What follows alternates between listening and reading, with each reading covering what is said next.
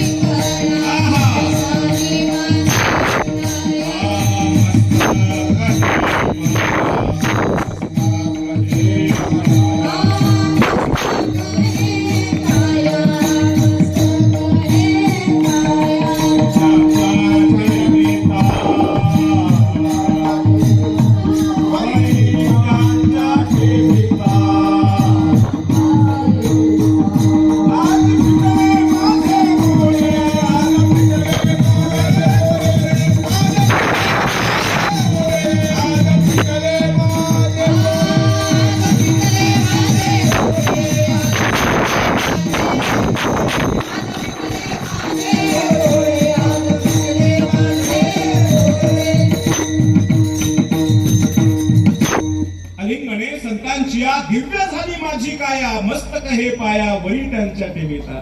मन बदलेल याच्यात शंका नाही. माइंड, बुद्धी, वागणं, आचार विचार बदलतील शंका नाही. शरीर बदलावं.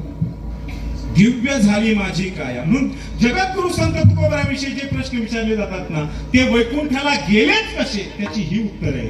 विठला विठला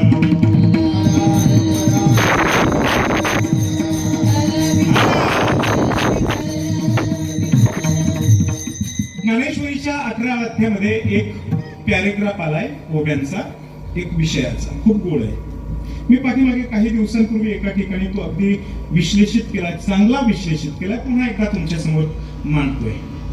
पंढरपूरच्या एखाद्या किंवा कोणत्याही